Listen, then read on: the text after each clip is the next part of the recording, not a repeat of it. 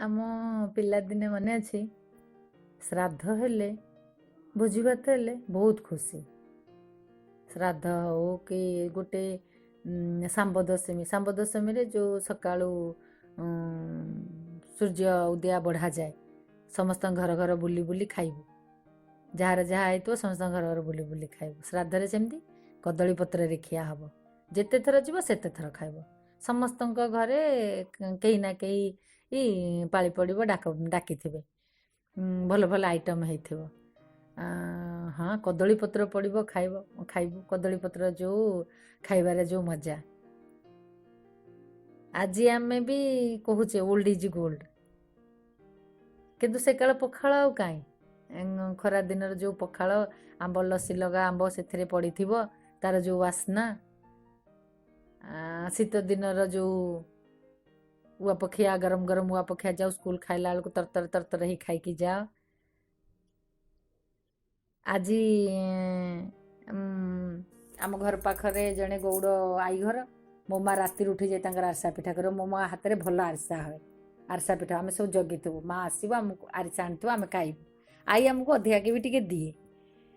ଗୌଡ଼ ଘର ସମସ୍ତଙ୍କର ଦୋଳରେ ଆରିସା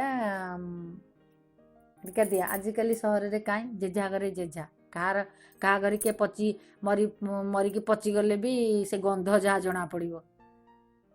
କେତେ ସୁନ୍ଦର ସେତେବେଳର ଗାଉଁଲି ପରିବେଶ ଥିଲା। ଯାହା ଘରକୁ ପଶିଯା, ଯାହା ଘରେ ଯାହା ଖାଇଦିଅ। ବିଶେଷ କି ପର୍ବପର୍ବାଣୀ, ଆରିସା, ଚକୁଳି, ଏବେ ମ୍ୟାଗି, ପିଜା, ସେ କ'ଣ ବର୍ଗର, ଆଉ କଦଳୀପତ୍ର ତ ନାହିଁ। ଚାଇନିଜ୍ ପ୍ଲେଟ୍, ଡିନର ସେଟ୍, ଡାଇନିଂରେ ବସିକି ଖାଅ। ଭୋଜିରେ ଦିଅ ତର ନଥିବ ଚଟେଇଟେ ପାରିବାକୁ, ସେମିତି ତଳେ ବସି ପଡ଼। କଦଳୀପତ୍ରରେ ପାଣି ଛିଞ୍ଚା ହଉ ନ ହଉ, ଦେଖାଇ ଚାଲ।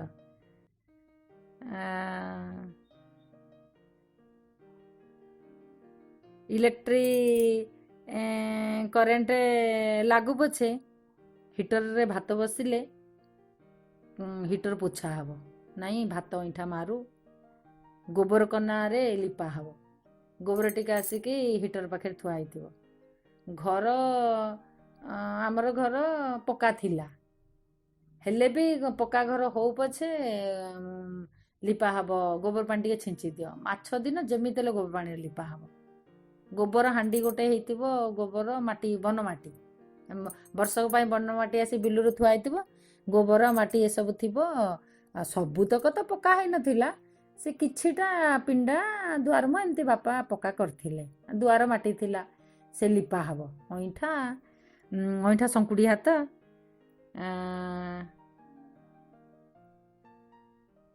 ଅତିଥି ଘରକୁ ଆସିଲେ ଇଏ ଯେଉଁ ଆଜିକାଲିର ଟିକ୍ କାଠ, ମକ କାଠ, ଶାଗୁଆନ ଶାଳ କାଠ ସେ ନାହିଁ। ଗାଁ ବଢ଼େଇର ହାତ ତିଆରି ଚାକୁଣ୍ଡା କାଠର ଚିଆର। ଖାଇ ବସିଲା ବେଳକୁ ଦିଅ ପିଢ଼ା ଦିଅ। ଶୋଇବା ପାଇଁ ତଳେ ତ ଶୋଉଥିଲୁ, ଏତେ ଖଟ ନଥିଲା ବି। ତଳେ ବର୍ଷା ହଉ ଶୀତ ହଉ ଯାହା ହଉ, କନ୍ଥା, ପୁରୁଣା କପଡ଼ା ସବୁ ରହିଥିବ, ତାକୁ ମା ହାତରେ ସିଲେଇ କରିଥିବ। ବଡ଼ ଲମ୍ବା ଛୁଞ୍ଚି ଧରି ତାକୁ ସିଲେଇ କରିଥିବ। ସେଇ କନ୍ଥା ପାରିକି ଶୁଅ, ସେଇ କନ୍ଥା ଘୋଡ଼ି ହୁଅ।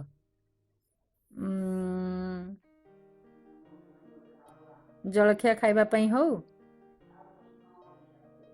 ଠାକୁର ଫୁଲ ତୋଳିବା ପାଇଁ ହଉ, ଫୁଲ ଚାଙ୍ଗୁଡ଼ି ସବୁ ତାଳପତ୍ରରେ ତିଆରି। ବେଳବୁଡ଼ୁ ଯେଉଁ ମୁଢ଼ି ପଶେ ଖାଉ, ତାଳପତ୍ରରେ ତିଆରି ହେଇଥିବ ସେ ଡାଲା। ଫୁଲ ଯେଉଁଥିରେ ତୋଳିବୁ, କାଇଁଚ ଡାଲା। ଆମ ପଟେ କାଇଁଚ ବହୁତ ମିଳେ। ସେଇ କଥା ମନେ ପଡ଼ୁଛି।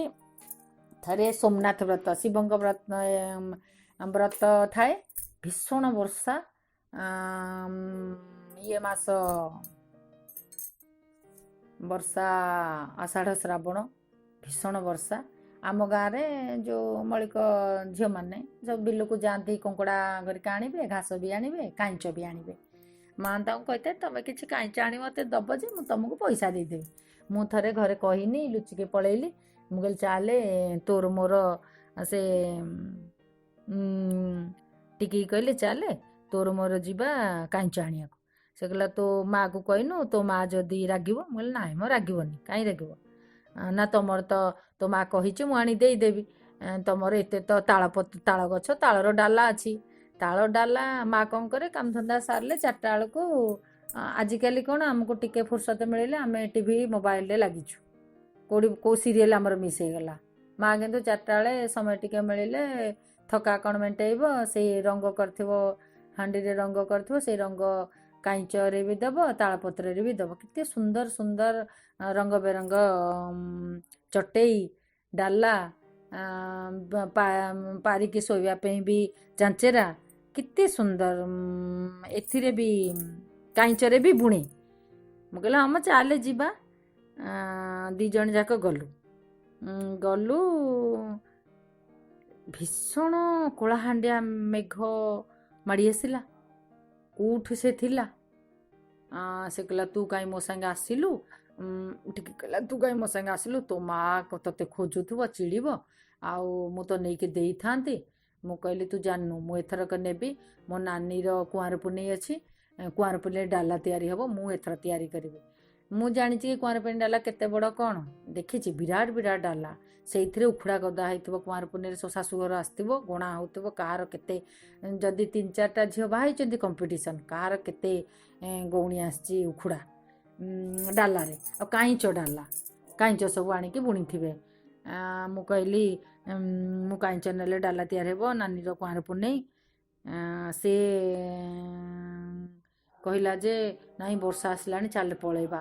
ବର୍ଷା ଏତେ ଜୋରେ ପକେଇଲା, ଆମେ ମଝିରେ 2 ଜଣ ଯାକ ଅଲଗା ହେଇଗଲୁ। ମୁଁ ଆଉ ରାସ୍ତା ପାଇଲିନି। ଭୀଷଣ ପାଣି, ଗହିରକୁ ପଳେଇଥିଲୁ। ଗହିରକୁ ଥରେ ଅଧେ ମୁଁ ଯାଇଛି ବାପାଙ୍କୁ ଜଳଖିଆ ଦେବାକୁ। ବାପା ସ୍କୁଲ ଯିବା ପୂର୍ବରୁ କି ବିଲକୁ ଯାଆନ୍ତି, ବିଲରୁ କିଛିଟା କାମ ସାରିକି ଆସିକି ସ୍କୁଲ ଯାଆନ୍ତି। ଥରେ ଅଧେ ଟିଫିନ୍ ମୋ ହାତରେ ମା ଦେଇଛି। ଗହିର ଦୂର, ମୁଁ ଆଉ ରାସ୍ତା ପାଇଲିନି। ତାର ମୋର ବି ଅଲଗା ହେଇଗଲୁ। ମୁଁ ଘଡ଼ଘଡ଼ି ଭୀଷଣ ମାରିଲାଣି, ସେତକୁ ପୁରା ଚିକଚିକି ଆକାଶ। ସାପ ଖାଇବ, ବେଙ୍ଗ ଖାଇବ, କିଏ ମୋତେ ଖାଇବ, ଡର ବି ଲାଗିଲାଣି, ଆଡ଼େ କାନ୍ଦ ବି ଲାଗିଲାଣି। ମୁଁ ଦୌଡ଼ିଛି ବିଲରେ, ଦୌଡ଼ି ଆସି କ'ଣ କରିଛି, ଆମ ଶ୍ମଶାନରେ ପଡ଼ିଗଲି। ଆମ ଶ୍ମଶାନରେ ଗୋଟେ ସାହାଡ଼ା ଗଛ, ତା ପାଖକୁ ବି ଗୋଟେ ବିରାଟ ବରଗଛ। ସେ ସାହାଡ଼ା ଗଛରେ ଗୋଟେ କ'ଣ ଡାଲାଟେ ଟଙ୍ଗା ହେଇଥିଲା। ମୁଁ ଶ୍ମଶାନରେ ପଡ଼ିଗଲି। ଶ୍ମଶାନରେ ପଡ଼ିକି ଉଠିଲା ବେଳକୁ କ'ଣ ପୁରା ଦେହ କାଦୁଅ ମାଦୁଅ ହେଇଯାଇଥାଏ। ସେଇ ଯେଉଁ ଶବ ସବୁ ସେଠି ପୋଡ଼ାଯାଏ ଶ୍ମଶାନରେ, ତା ପାଖରେ ସବୁ ପକେଇ ଦେଇଥାନ୍ତି କପଡ଼ା ହେରିକା। ଆଉ ଯେଉଁମାନଙ୍କୁ ଧର କ'ଣ ରହିଯାଇଥାଏ କିଛି କପଡ଼ା ଧର କ'ଣ ତାଙ୍କରି ଶବକୁ ଫୋପାଡ଼ି ଦିଅନ୍ତି। କିଛି ଯଦି ରହିଯାଏ, ଯେଉଁମାନଙ୍କୁ ଧର ରାତିରେ ପୋଡ଼ିଲେ ରହିଯାଇଥାଏ। ମୁଁ ପୁରା ଓଦା ହେଇଯାଇଥିଲି, ଦେହ ମୁଣ୍ଡରୁ ପାଣି ଝଡ଼ୁଛି। ଆସିଲେ ମା ପାଟି କରିବ। ମୁଁ କ'ଣ କରିଥିଲି, ସେଠି ଗୋଟେ କପଡ଼ା ଥିଲା, ତା ଦେହରେ 2 ହାତକୁ ପୋଛି ପକେଇଲି। ସାହାଡ଼ା ଗଛରେ ଦେଖିଲି ଗୋଟେ ପାଚିଆ ଥୁଆ ହେଇଥିଲା। ମୁଣ୍ଡ ପୋଛି ଦେଇଛି, ତାକୁ ମୁଣ୍ଡରେ ଦେଇ ଆସି ଘରେ ମା କହିଲା କୁଆଡ଼େ ଯାଇଥିଲୁ, ସେ ଡାଲା କେଉଁଠୁ ପାଇଲୁ। ମୁଁ କହିଲି ସେ ଯେଉଁ ମୁଁ ଯାଇଥିଲି ଟିକି ସାଙ୍ଗରେ ବିଲକୁ, ଆଉ ଜୋରେ ବର୍ଷା ଘଡ଼ଘଡ଼ି, ତାର ମୋର ଅଲଗା ହେଲୁ, ବାଟ ପାଇଲୁ ନା। ଆମର ସେଇ ଯେଉଁ ଠିକ୍ ସବୁ କପଡ଼ା ଫପଡ଼ା ପଡ଼ିନି। ମୁଁ ବି ସେଇଟା ଶ୍ମଶାନ ବୋଲି ଜାଣିନି। ବୋଲି ଯେଉଁଠି କପଡ଼ା ଫପଡ଼ା ପଡ଼ିଛି, ପାଉଁଶ ଫାଉଁଶ ପଡ଼ିଛି, କାଠ ଦରପୋଡ଼ା କାଠ ପଡ଼ିଛି, ସେଇଠି ଏଇଟା ଥିଲା। ଏଠି ସୁନ୍ଦର ହେଇଛି, ତେଣୁ ମୁଁ ନେଇ ଆସିଲି। ମା କହିଲା କ'ଣ କଲୁ। ଜେଜେମା କହିଲା ସତ୍ୟାନାଶୀ ସବୁବେଳେ କିଛି ନା କିଛି ଗୋଟେ ଭୁଲ କାମ କଲା। କହିଲା ଦେ ତାକୁ ଗଙ୍ଗା ପାଣି ଛିଞ୍ଚି, କି ନହେଲେ ଦେ ତାକୁ ଟିକେ ଇଏ ଆଣିକି ଲଙ୍କା ଆଣିକି ମନ୍ତୁରେଇ ଦେଇକି ଯା ସେ କାଙ୍ଗାଳିଠୁ କାଠ ପାଣି ଆଣିବୁ। ସେଇଟା ଫୋପାଡ଼େ ତାକୁ ନେଇ ସାଡ଼େ ସେ ଡାଲା। ମୁଁ କହିଲି ଡାଲା କ'ଣ ଫୋପାଡ଼େ। ମା କହିଲା ତୁ ତ ଓଦା ହେଇନୁ। ମୁଁ କହିଲି ଓଦା କାହିଁ, ସେଠି ଯେଉଁ ଗୋଟେ ଗାମୁଛା ପଡ଼ିଥିଲା ସେଇଥିରେ ପୋଛି ପାଛି ହେଇ ପଡ଼ିଛି। ଜେଜେମା ମୁଣ୍ଡରେ ହାତ ଦେଲା, କହିଲା କ'ଣ କରିବ ଏଇ ଛୁଆକୁ। ସେଇପାଇଁ ଉଧଉନି କିଛି କରୁନି, ସବୁବେଳେ ଅମଙ୍ଗଳିଆ କାମ ଗୁଡ଼ାକ କରିଥବ ଆଉ। କହିଲା ମାଆଙ୍କୁ କହିଲା ଦେ ତାକୁ ସନ୍ଧ୍ୟାବେଳକୁ ନେଇଯିବୁ, ସେ କାଙ୍ଗାଳି ନହେଲେ ଝାଡ଼ିଦବ। ଏଇ ଘଡ଼ଘଡ଼ି ବର୍ଷା ବିଜୁଳି, ମୋ ବାପା ବିଲକୁ ଯାଇଥିଲେ, ଫେରି ନଥିଲେ। ମୁଁ ଦାଣ୍ଡ ପିଣ୍ଡରେ ଠିଆ ହେଇ ସେମିତି କାନ୍ଦୁଛି। ଦାଣ୍ଡ କାଦୁଅ, ଦାଣ୍ଡ ପିଣ୍ଡା ବି ମାଟି କାଦୁଅ। ବାପା ଏ ଘଡ଼ଘଡ଼ିରେ କାଳେ ମରିଯିବେ। ସବୁବେଳେ ମୋ ମନରେ ସବୁବେଳେ ଗୋଟେ ଅଜଣା ଭୟ, ମୋତେ କିଏ ଛାଡ଼ିଦେବ, ମୁଁ ଏକା ହେଇଯିବି। ଆଉ ପ୍ରକୃତିର ଯେଉଁ ତାଣ୍ଡବ, ତାକୁ ଦେଖିଲେ ବି ଡର ମାଡ଼େ, ଅଜଣା ଭୟ ଲାଗେ। ମୁଁ ଆଜି ବି ସେଇ ଭୟରୁ ମୁକୁଳି ପାରେନି। ମା ବହୁତ ବ୍ୟସ୍ତ ହେଲା, ମନ ଦୁଃଖ ବି କଲା। କହିଲା ମୁଁ ତ ମଗେଇଥିଲି କାଇଁଚ ଟିକେ ହାତରେ, ସେ ଆଣି ଦେଇଥାନ୍ତା, କାହିଁ ଗଲୁ? ସେଇଟା ଶ୍ମଶାନ, ସେଠି ସବୁ ପୋଡ଼ା ହୁଏ। ମୁଁ କହିଲି ମୁଁ ତ ସେଇଠି ପଡ଼ିଗଲି କାଦୁଅ ପଟା ହେଇକି।